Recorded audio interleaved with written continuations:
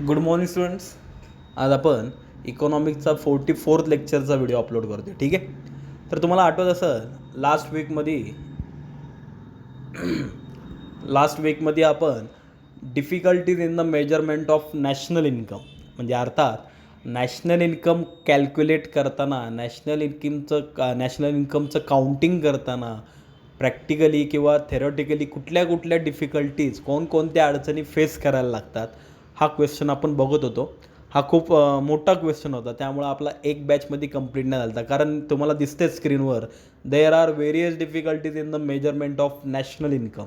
National इन्कमचं measurement करताना भरपूर साऱ्या डिफिकल्टीज येत असतात, पण त्याच्यात पण त्यांनी 2 पार्ट केले होते, ए अँड बी. दिसते तुम्हाला. ए होतं थेरॉटिकल डिफिकल्टीज आणि बी होतं प्रॅक्टिकल डिफिकल्टीज. बरोबर ना. तर त्यातला जो ए पार्ट होता थेरॉटिकल डिफिकल्टीज, त्याला अजून एक नाव आहे ऑर कन्सेप्च्युअल डिफिकल्टीजसुद्धा म्हणतात. तर हे लास्ट लेक्चरमध्ये आपण थेरॉटिकल डिफिकल्टीज एक्सप्लेन केल्या होत्या. तुम्हाला आठवत असेल तर नीट बघा तुम्ही, किंवा परत एकदा व्हिडिओ बघा मागच्या लेक्चरचा, की आपल्या थेरॉटिकल डिफिकल्टीज झालेल्या आहेत. तर आज आपण काय करतो आहे, ज्या राहिलेल्या आहेत प्रॅक्टिकल डिफिकल्टीज. बरोबर आहे ना. प्रॅक्टिकल डिफिकल्टीज त्याला अजून काय म्हणतात, स्टॅटिस्टिकल डिफिकल्टीजसुद्धा म्हणतात. तर आज आपण प्रॅक्टिकल डिफिकल्टीज एक्सप्लेन करू, म्हणजे हा जो फुल क्वेश्चन पूर्ण प्रश्न आपला आज कंप्लीट होईल. ओके. चला मग सुरुवात करू. Practical difficulties or statistical difficulties. ह्याच्यात पण एक 6-7 डिफिकल्टीज आहेत. आपण एक एक्सप्लेन करू.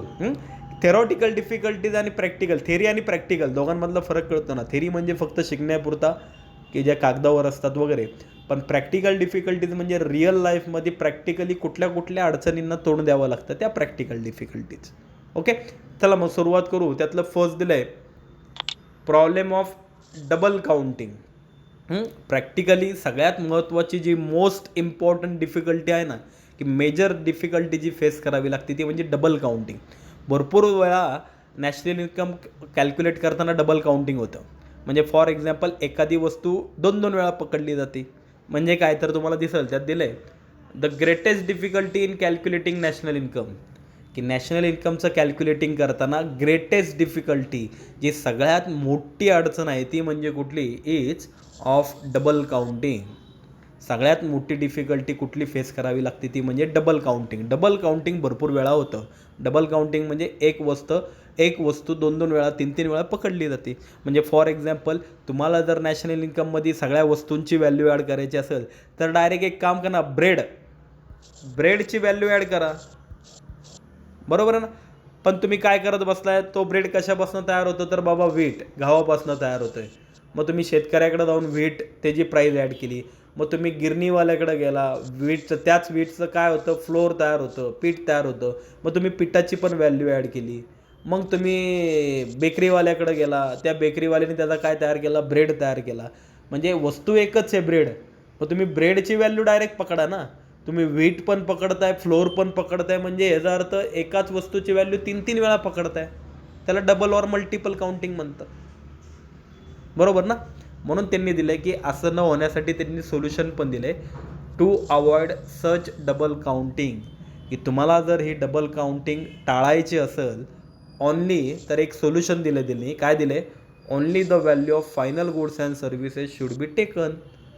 तर रॉ मटेरियल्स, प्रत्येक मध्यस्थी वस्तू ज्या असतात ना, रॉ मटेरियल्स किंवा इंटरमिजिएट गुड्स, कच्चा माल पकडूच नका ना. डायरेक्ट काय करा, only the value of final goods and services. फक्त फायनल गुड्सची डायरेक्ट व्हॅल्यू पकडा. आदल्यामधल्या वस्तू पकडायच्याच नाही, रॉ मटेरियल्सची व्हॅल्यू पकडायचीच नाही, म्हणजे डबल काउंटिंग होण्याचा प्रश्नच नाही. फॉर एक्झाम्पल त्यांनी दिले खाली, काय एक्झाम्पल दिले बघा.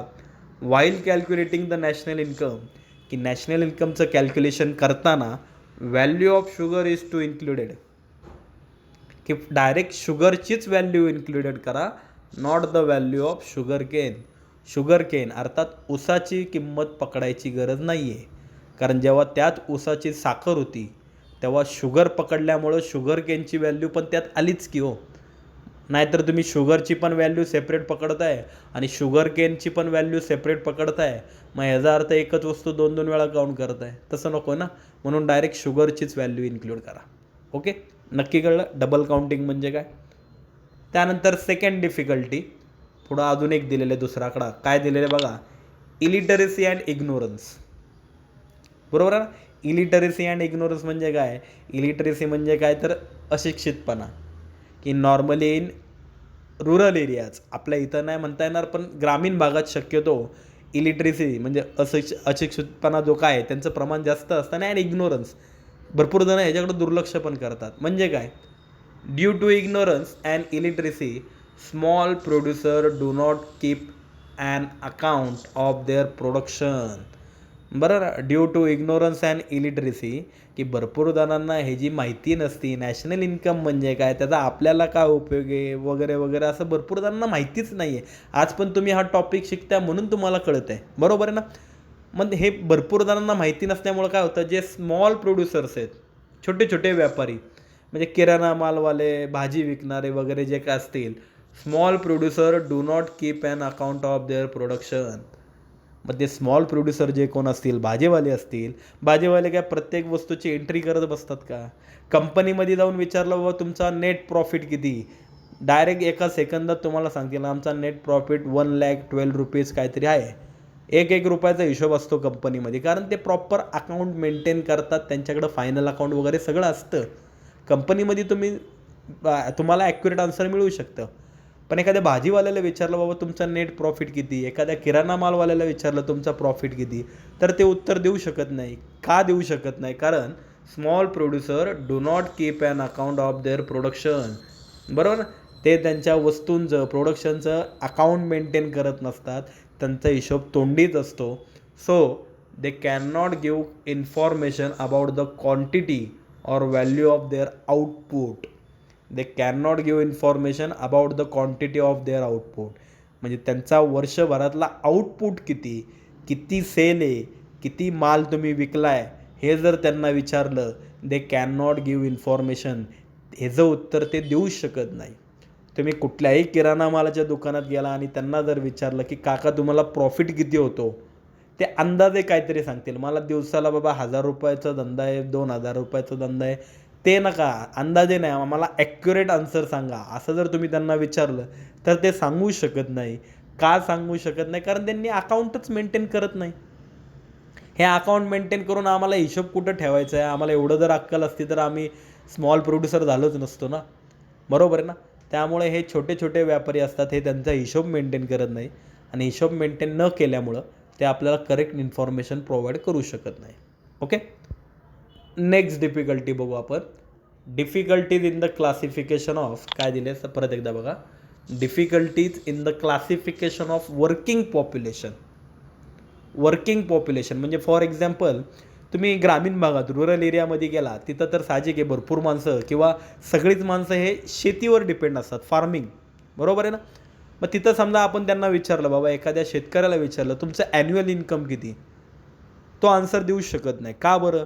कारण तो 12 महिने शेती करतच नसतो. क्लासिफिकेशन ऑफ वर्किंग, तो काय करतो, 4 महिने पावसाळा असतो तेव्हा 4 महिन्यात तो कुठंतरी फार्मिंग शेती करतो.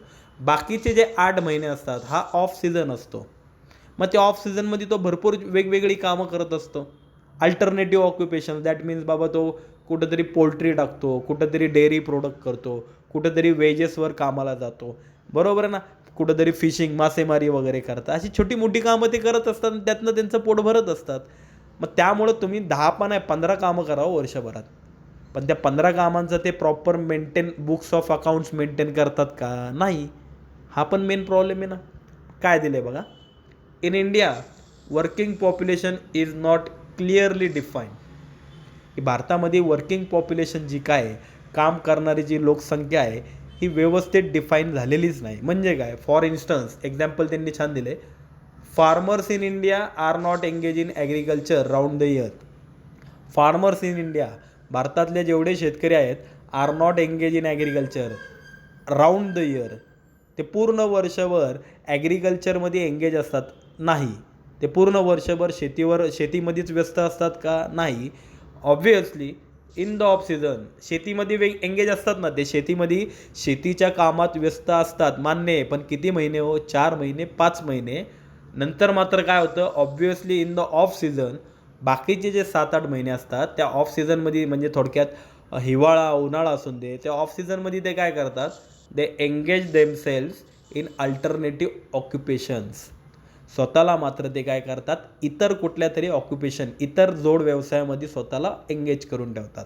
म्हणजे 4-5 महिने जे काय पावसाळा असेल तेव्हा शेती करायची आणि बाकीचे 7-8 महिने मात्र ते अदर ऑक्युपेशन, अल्टरनेटिव्ह ऑक्युपेशन, म्हणजे थोडक्यात पोल्ट्री, कुठंतरी पोल्ट्री टाकणार, डेअरी करणार, डेअरी प्रोडक्ट, बरोबर आहे ना, दूध डेअरी टाकणार, कुक्कुटपालन, कुठंतरी बाबा म्हशी पाळणार, शेळ्या पाळणार, असं काहीतरी बिझनेस ते करत असतात. मग त्यामुळं काय होतं, in such case it is very difficult to identify their incomes from a particular occupation. असे वेगवेगळे बिझनेस करत असल्यामुळं it is very difficult to identify their incomes from a particular occupation. कुठल्या एका ठराविक ऑक्युपेशनपासून, म्हणजे त्यांना जर विचारावं शेतीपासून तुम्हाला किती इन्कम मिळते, तर ते नाही सांगू शकत. त्यांना जर तुम्ही शेतकऱ्याला विचारलं तुमचं वार्षिक उत्पन्न, ॲन्युअल इन्कम किती, तर ते सांगू शकत नाही. आपल्याला जर विचारलं, आता नीट लक्ष द्या, मला समजा 20,000 सॅलरी आहे, मी कुठं राहतो, सिटीमध्ये राहतो, मला महिन्याला 20,000 सॅलरी, महिन्याला 20,000 रुपये पगार असेल आणि मला जर विचारलं की सर तुमचं ॲन्युअल इन्कम किती, मी लगेच तुम्हाला सांगू शकतो. कारण मी काय करणार, 20,000 इंटू 12, 20,000ला जर 12ने मल्टिप्लाय केलं, 2,40,000, चला माझा ॲन्युअल इन्कम घ्या लिहून. हे मी पटकन सांगितलं. शहरातला माणूस पटकन आन्सर देऊ शकतो, कारण तो वर्षभर एकच काम करत असतो. पावसाळ्यात वेगळं, उन्हाळ्यात वेगळं, हिवाळ्यात वेगळं असं नसतं. शेतकऱ्याचं मात्र तसं नसतं. शेतकरी सीझन वाईज काम करतो, त्यामुळं तो त्याचं प्रॉपर ॲन्युअल इन्कम सांगू शकत नाही. त्यामुळं ते डिफिकल्टी आहे. ओके, त्यानंतर नेक्स्ट बघू आपण, inadequate and अनरिलिएबल data. Unreliable data, inadequate म्हणजे काय हो, आता मला सांगा, सगळ्यात महत्त्वाचं, नॅशनल इन्कम काढण्यासाठी जी डेटा, जी काय माहिती पाहिजे, इन्फॉर्मेशन पाहिजे, ती ॲडिक्वेट अँड रिलायबल. ॲडिक्वेट म्हणजे काय, ती पुरेशी पाहिजे, अँड रिलायबल, आणि ती करेक्ट पाहिजे. म्हणजे फॉर एक्झाम्पल बाबा, तुमच्या घरी आता समजा नॅशनल इन्कमचं काउंटिंग करायला माणसं आलेली आहेत. ते जेव्हा आपल्या सिटीमध्ये येतात, एखाद्याला प्रश्न विचारतात की बाबा तुमचं इन्कम किती, बरोबर ना, माणूस कधीच खरं इन्कम सांगत नाही, घाबरतात, नको 50,000 एखाद्याला सॅलरी असेल, तो सांगताना मला 20,000च सॅलरी. मग त्याच्यामुळं काय होतं, जी माहिती खरी सांगायला पाहिजे होती ती त्यांनी खोटी सांगितली. मग 50चं 20,000 सांगितल्यामुळं त्या माणसाने त्याचं इन्कम कमी दाखवलं. मग असं जर प्रत्येक माणसाने आपापलं इन्कम कमी दाखवलं, माहिती खोटी दिली, तर साहजिक आहे आपलं नॅशनल इन्कम पण काय होणार, कमीच दाखवलं जाणार ना. त्यामुळं इनॲडिक्वेट अँड अनरिअलेबल डाटा, की सगळ्यात महत्त्वाचं, जो ॲडिक्वेट डाटा पाहिजे असतो तो भेटत नाही, आणि जो रिलायबल, जो खरा विश्वासू डाटा, जी माहिती खरी पाहिजे असती, ती खरी माहिती आपल्याला भेटत नाही. ही पण एक डिफिकल्टी आहे. की दिले त्यांनी, नॉट इन विलेजेस. आता विलेजमधली माणसं तर माहिती देऊ शकत नाही, कारण ते तिथं लिटरसी, बरोबर ना, तिथं इलिटरेट, म्हणजे थोडक्यात तिथं सुशिक्षित प्रमाण कमी आहे. तिथं माणसं शिकलेली नसतात, अनएज्युकेटेड असतात, त्यामुळे ती माणसं आपल्याला शक्यतो जास्त मदत करत नाही, मान्य करतो. बट नॉट इन विलेजेस, विलेजमधली माणसं तर मदत करत नाही, मान्य आहे, बट ऑल्सो इन सिटीज. शहरातसुद्धा काय होतं, many people do not maintain proper account of their expenditure and earnings. की जशी गावातली माणसं, ते शेतकऱ्याचं मागाशी एक्झाम्पल घेतलं, की शेतकरी करतो गाव वेगवेगळे 12 महिने वेगवेगळे बिझनेस करत असतो, करतो का त्याचं व्यवस्थित अकाउंट, नसतो करत. त्यामुळे तो त्याची माहिती खोटी देतो किंवा अंदाजे काय पण सांगतो. पण हे शेतकऱ्यावर ढकलू नका हो, तो तर शिकलेला नाही बिचारा. परंतु इवन इन सिटीज, शहरातली माणसंसुद्धा, many people do not maintain proper account of their expenditure and earnings. शहरातसुद्धा समजा आज आपल्याकडं आधी माणसं आली, बरोबर ना, आणि आपल्याला जर क्वेश्चन विचारला की बाबा तुमचं ॲन्युअल इन्कम किती आहे, आता तुम्ही शिकलेला, तुम्हाला कळतं बाबा, खरं सांगा ना मग 50,000. तर सांगताना मात्र माणसं घाबरतात, नको बाबा इन्कम टॅक्सला कळलं तर काय झालं, तर मग सांगताना खोटं सांगणार, 50च्या ऐवजी 20,000 सांगणार. म्हणजे ह्याचा अर्थ तुम्ही तुमची अकाउंट डिटेल्स खोटी माहिती दिली.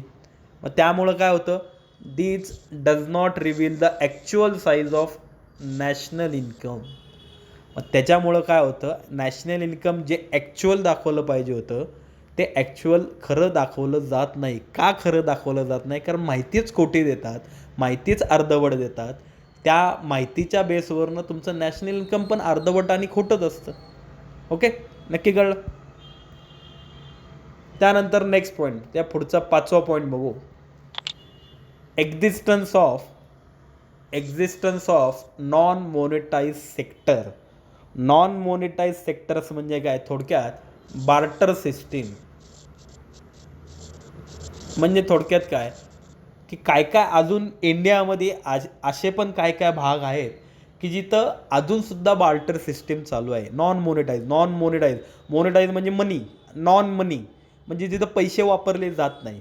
म्हणजे फॉर एक्झाम्पल की बाबा तुम्ही राजस्थानला गेला, वाळवंटात गेला. वाळवंटात तर तुम्हाला माहिती आहे भरपूर लांब लांब ठिकाणी माणसं राहत असतात.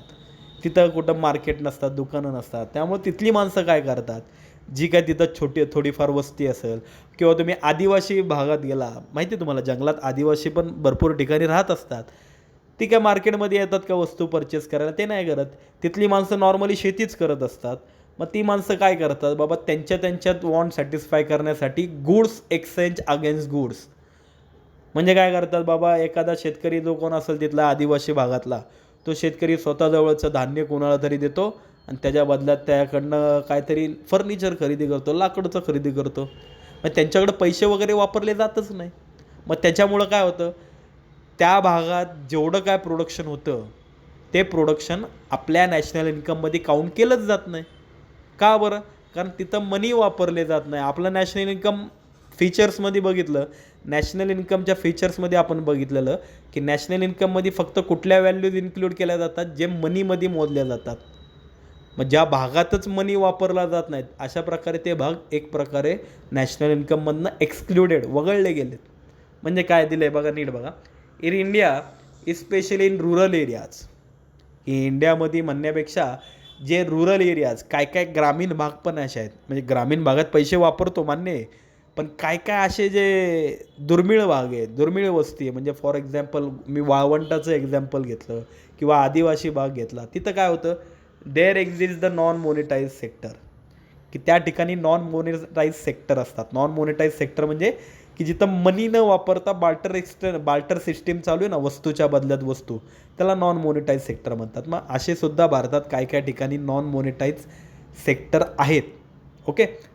Agriculture still bearing the nature of subsistence farming. A major part of production is partly exchange for other goods and services. हे वाक्य बघा काय दिले, a major part of production, की त्या भागामध्ये जी शेती केली जाते त्या शेतीमधला प्रोडक्शनमधलं ते काय करतात, बराचसा भाग काय करतात, partly exchange for other goods and services. त्या भागातली माणसं, आदिवासी भागात पण माणसं शेती करतात की, खातात म्हणल्यावर शेती करतच असतील ना, ते जिवंत राहतात. ते म्हणजे याचा अर्थ काहीतरी खात असतील म्हणजे शेती करतच असतील. मग आदिवासी भागात, ह्या वाळवंटी भागात माणसं काहीतरी खातात ते म्हणजे शेती करतात ते. पण ते काय करतात, मेजर पार्ट ऑफ प्रोडक्शन, त्यांच्या शेतीतनं जे काय प्रोडक्शन येतं, म्हणजे एखादा गहू घेत असेल तर त्या गव्हातलं तो काय करतो, त्या बराचसा गहू तो काय करतो, partly exchange for other goods and services. विकत बसत नाही ते काय करतात, एकमेकांमध्ये एक्सचेंज करून आपापल्या वॉन्ट सॅटिस्फाय करतात. मग त्याच्यामुळं काय होतं आहे, पुढचं वाक्य, it is excluded while counting national income. त्यामुळं काय होतं, नॅशनल इन्कम काउंट करताना इट इज एक्सक्लुडेड, त्या वस्तू नॅशनल इन्कममध्ये काउंट केल्या जात नाही आहेत. का केल्या जात नाही? कारण त्या वस्तूंची व्हॅल्यू मनीमध्ये लागतच नाही ना. भारतामध्ये किती गहू तयार होतो, भारतामध्ये किती गहू विकला बाबा, 1,000 करोड गहू विकला. पण कुठला, जो विकला, जे जे पैसे भेटले तोच. जो गहू एक्सचेंज केला आहे, आदिवासी भागातली जी माणसं एकमेकांना गहू एक्सचेंज करून आपापल्या वॉन्ट सॅटिस्फाय करतात, तो गहू कधी मार्केटमध्ये आलाच नाही. बरोबर आहे ना. म्हणजे सगळ्यात महत्त्वाचे, ज्या वस्तू मार्केटमध्ये येतात त्यांचीच व्हॅल्यू इन्क्लूड होती. ज्या वस्तू मार्केटमध्ये येतच नाही, आपापसातच तुम्ही एक्सचेंज करताय, त्या वस्तू नॅशनल इन्कममध्ये इन्क्लूड होतच नाही. मग ही पण एक मेन डिफिकल्टी. ओके. त्यानंतर 6 पॉईंट, 6वा पॉईंट बघू आपण, डेप्रिसिएशन. डेप्रिसिएशन ओळखीचा शब्द आहे ना. डेप्रिसिएशन म्हणजे काय हो, डेप्रिसिएशन म्हणजे झीज. कुठल्याही ॲसेट आपण जेव्हा वापरतो, यूज अँड थ्रो, वापरायच्या आणि त्याची झीज झाली, लाईफ संपली की त्या फेकून द्यायच्या म्हणजे रिप्लेस करायच्या, विकून टाकायच्या आणि परत नवीन घ्यायची. हा रूलच आहे. मग दिले त्यांनी. Depreciation refers to wear and tear, use and throw of capital assets. Depreciation म्हणजे काय की तुमच्या ज्या काय ॲसेट्स असतात, मशिनरी असून दे, फर्निचर असून दे, ह्यांची जी काय झीज होती due to their use in the process of production. कशामुळं? Due to their use in the process of production. की जेव्हा एखादी वस्तू तुम्ही प्रोडक्शनमध्ये वापरता, सारखी वापरता, मशिनरी सारखी वापरताय, सकाळी 9ला चालू केले की डायरेक्ट रात्री 9ला बंद करताय, मग 12 तास जर मशीन वापरत असणार तर त्याची झीज होणारच ना. त्याला डेप्रिसिएशन म्हणलं जातं. मग त्यांनी काय दिले? डेप्रिसिएशन काढलंच पाहिजे, मान्य आहे. आज आपण फायनल अकाउंट असू दे, कुठलाही NPCचा प्रॉब्लेम असू दे, ॲडजस्टमेंट असतेच ना डेप्रिसिएशन. की असं वाक्य असतं बाबा, depreciation to be charge on machinery at 10%. कधी कधी बाबा फर्निचरवर काढायला लावतात ॲट 5%. हे आपण बघितलेलं आहे, 10%, 5%. पण मेन प्रॉब्लेम काय, कुठल्या ॲसेटवर किती काढलं पाहिजे हे जर प्रमाणच नाही आहे. म्हणजे काय दिले बघा, तुम्हाला कळेल. There are no uniform common or accepted standard rates of depreciation applicable to the various capital assets. There are no uniform or common or accepted standard. की असं भारतामध्ये असं कुठलं गव्हर्नमेंटने ठरवलेलंच नाही आहे, की असा रूल नाही आहे गव्हर्नमेंटचा की मशिनरीवर कंपल्सरी 10% काढायचं, फर्निचरवर कंपल्सरी 5% काढायचं. असा कुठला रूल नाही आहे. कंपनी आपापल्या सोयीनुसार, आपापल्या मर्जीनुसार काढत असते. एखाद्या कंपनीला वाटलं बाबा आम्ही 10% काढतो तर 10%. एखाद्या कंपनीला वाटलं आम्हाला बाबा 5% काढायचं, आम्ही 5% काढतो. त्यामुळं काय होतं, thus it is difficult to make correct deduction for depreciation. मग डेप्रिसिएशनसाठी जे करेक्ट डिडक्शन झालं पाहिजे ते डिडक्शन होत नाही ना. म्हणजे नीट बघा, लक्ष द्या. एखाद्या ॲसेटची व्हॅल्यू, मशिनरी पकडू आपण, 1,00,000 आहे, बरोबर आहे ना. 2 कंपन्या शेजारी, दोघांकडं सेम मशिनरी एकाच दिवशी परचेस केल्या. एक कंपनी मात्र 10%नी डेप्रिसिएशन लावते आणि दुसरी कंपनी मात्र 5%नी डेप्रिसिएशन लावत असेल, तर ह्याचा अर्थ काय झाला, जी पहिली कंपनी आहे त्यांची ॲसेट, त्यांची मशिनरी दरवर्षी 10% म्हणजे किती हो, 10,000, 10,000 कमी होते.